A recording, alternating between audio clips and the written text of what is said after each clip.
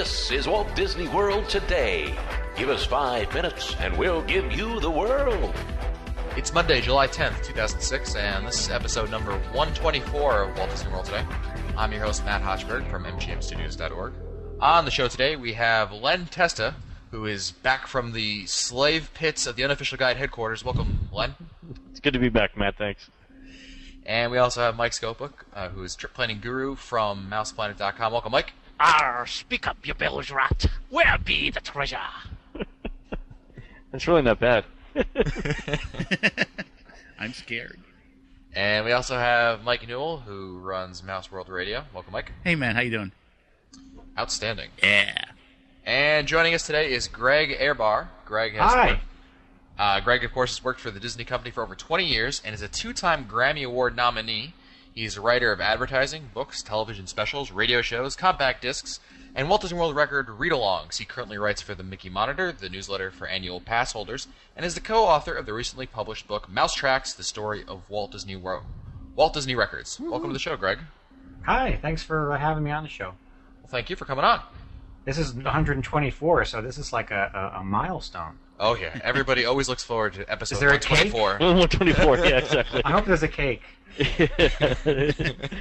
That's right. This is the 124th episode of the Grand Extravaganza. We're going to be in syndication now, if only Aaron Spelling were alive. Well, Greg, I briefly mentioned in the intro what the Mickey Monitor is, but why don't you kind of tell our listeners a little bit more about what the Mickey Monitor exactly is?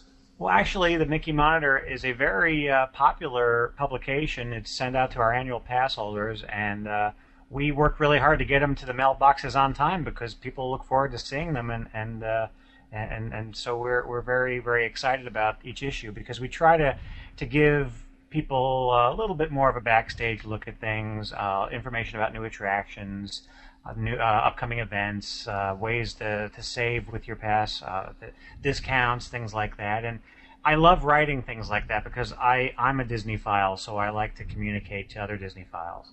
And what exactly is your role on the Monitor?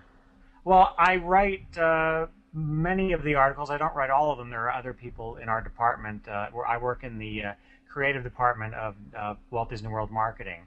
It's called Yellow Shoes Creative Group.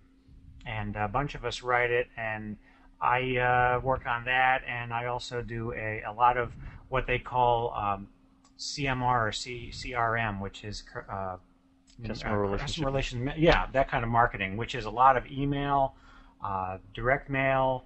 I'm doing things on the internet sites. We're working on some brand new things for the Dreams sites that we're doing, that sort of thing. And it's a lot of fun because you get to know exactly who you're speaking to, and you can tailor the message for the people and talk about all the things that are, like we can talk to an audience with small children and talk about that the Wiggles are coming and things like that.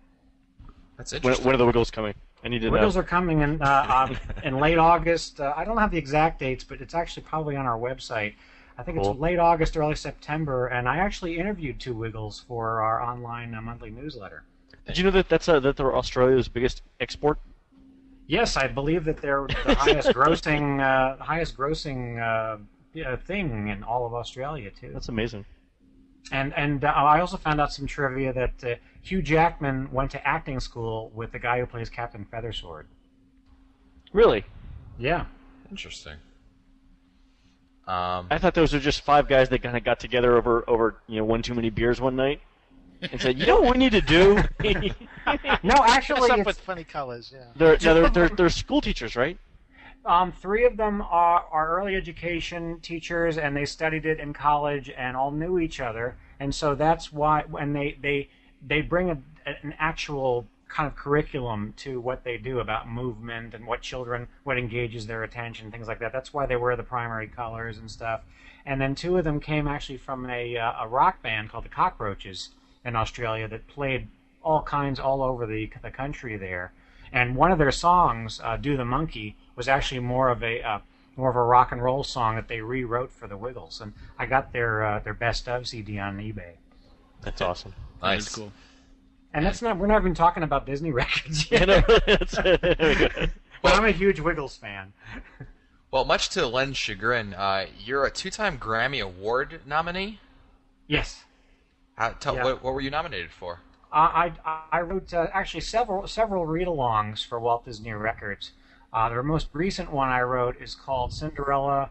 So This Is Christmas, which you can only buy in a set of 4 books and 1 CD. It's the Princess Holiday Collection, and that was really great because that's the first sort of classic that I got to write. Is that the one where it's got like Belle and Beast and it's a Christmas thing?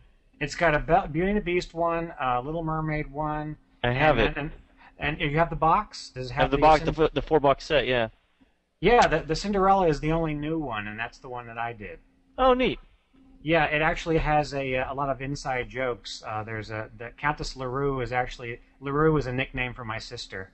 I wrote that in there, and it's actually based on a true story. Because when I was a kid, I made a sort of a gold medal with a ribbon on it out of paper. When I was a kid, my grandfather didn't like it. He thought it was handmade. It was junk. He wanted stuff from the store, and that's what happens in the story. That the stepsisters and the stepmother toss aside her handmade jewelry. So it comes from my own pain. And it's cheaper than therapy. Oh, this is beautiful. Yeah. This is awesome, Greg. Wow.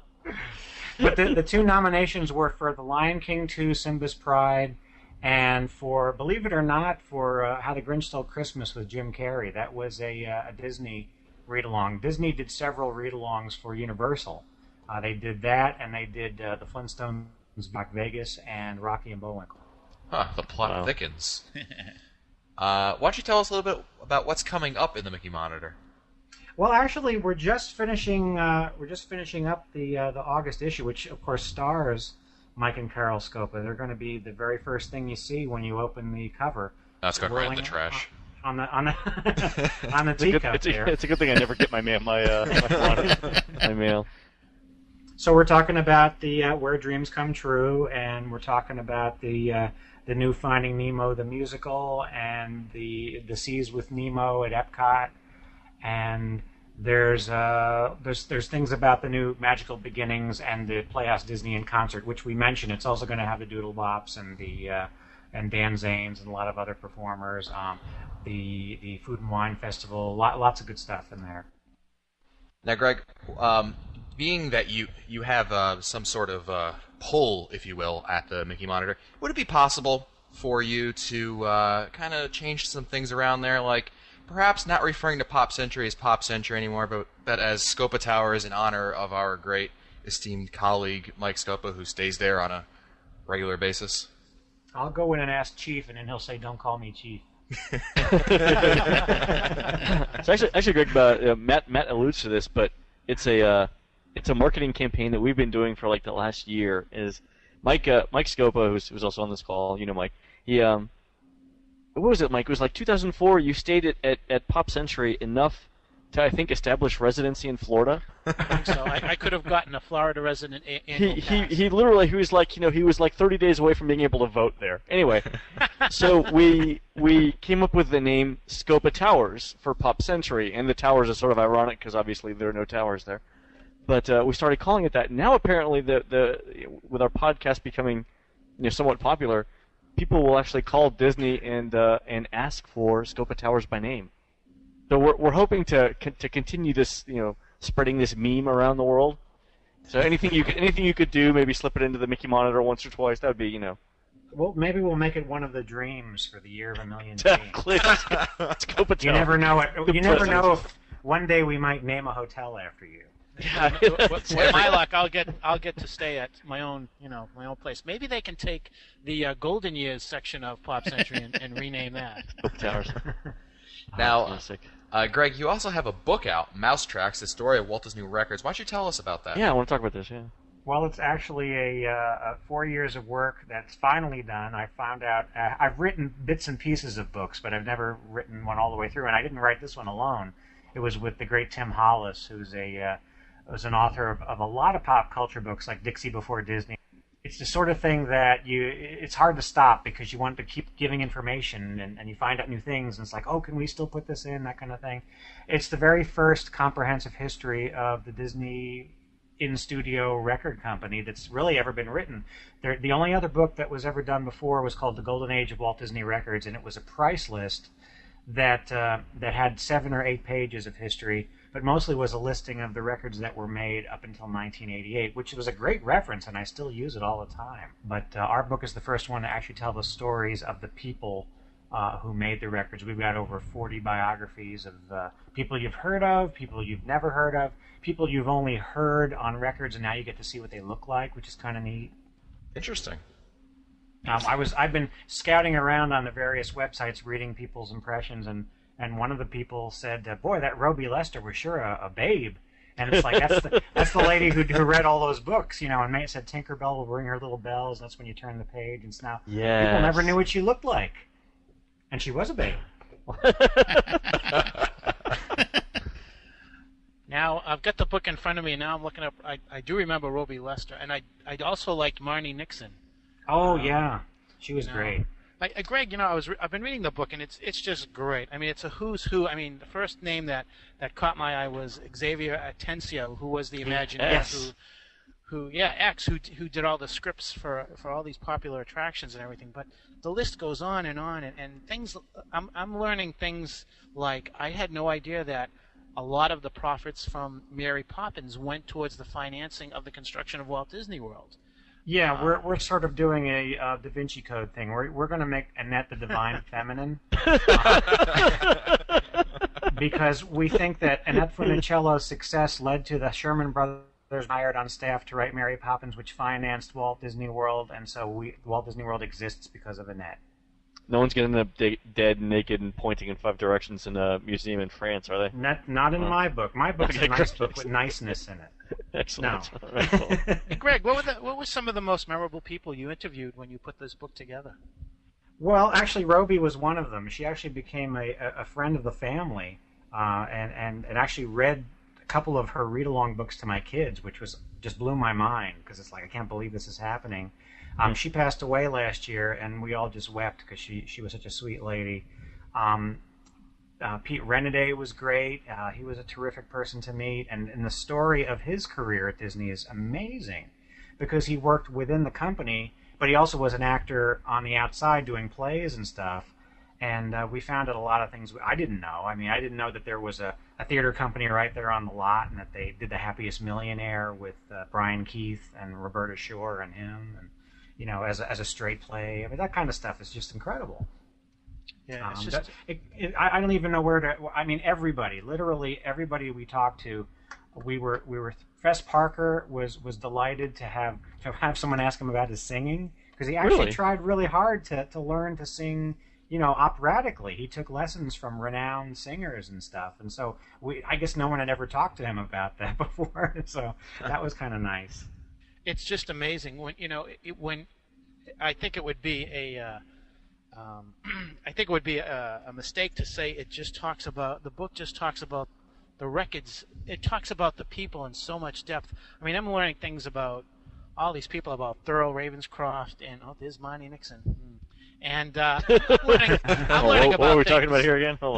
just amazing. She's wearing a cat outfit. Just amazing. Now, Greg, when I saw you in New York last month, we talked a little bit about this. How sometimes when you write something along the line of this topic, you just get caught up in it that you don't want to stop because you keep uncovering more and more information, and it's like, oh my God, you know, there's more stuff that I need to write about. So my question is, when you were gathering all this information, when you were doing all this research, was there any 1, 2, or 3 topics or subjects or characters or people who you found yourself really fighting to stop doing research, that you had to actually curb your research, but you really wanted to go on and do more?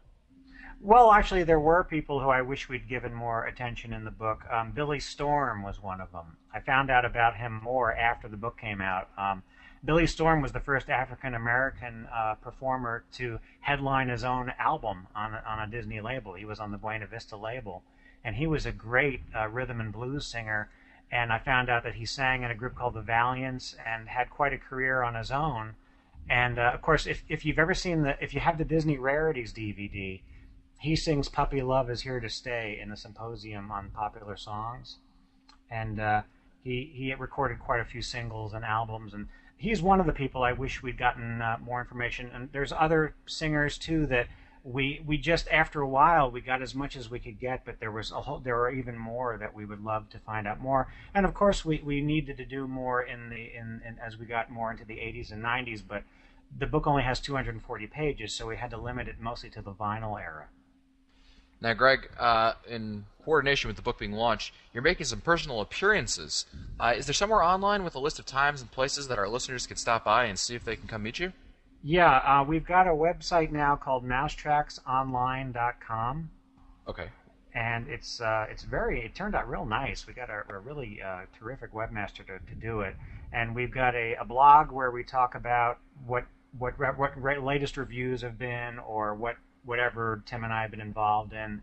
And then there's a news and events page where we talk about where we're going to be appearing next. And I've got a whole agenda for Los Angeles and Anaheim on the website that's actually going to be starting this week. And I'll be sure to put a link in the show notes to that.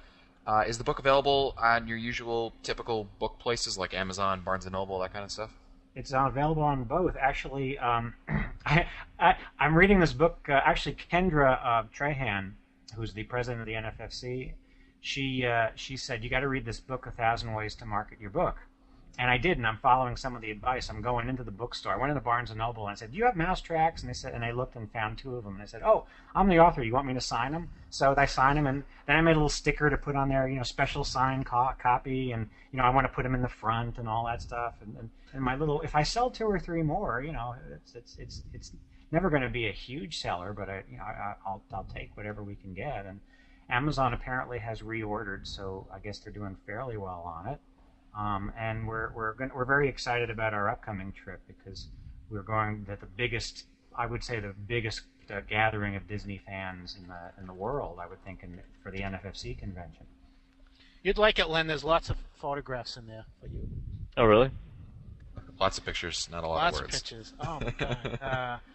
The voice of Ben Franklin in American Adventure was what's his name? McKinnon? Dal McKinnon. Yeah, Dal was an interesting person to meet too. Dal actually came to Orlando to visit, and we put him up in a hotel. Actually, it was in not Pop Century. It was All Star, and it was pretty historic, because he went to the American Adventure. He had never seen it before, and was all excited. And by the time, after a couple of days, he was doing stand-up there. I mean, he was literally appearing for the lucky guests who got to see him. He was introduced, and he did a little bit of the voice, and then he wrote a Ben Franklin song and sang it. I mean, the guy was just amazing. He was quite a character, and I'll never forget meeting him. Well, Greg, I appreciate you for coming on the show. We'll have links to the meets, as well as places that our listeners can purchase the books online. Greg, thanks for coming on. Thank you very much. I appreciate the attention, and I hope everybody likes the book. And again, Mike, it was a pleasure meeting you and Carol. Same here, Greg. And we're looking forward to the shameless plug in the Mickey Monitor, of course. It'll sell millions now. Millions! Well, that's it for us today. This has been episode 124 of Walt Disney World Today. If you want to find older episodes, read our show notes, or send us your comments, you can visit the Walt Disney World Today website at www.wdwj.com. You can also email us at questions@wdwj.com. For Len Testa, Mike Scopa, Mike Newell, Greg Airbar, and me, Matt Hochberg. I'll see you on the next show.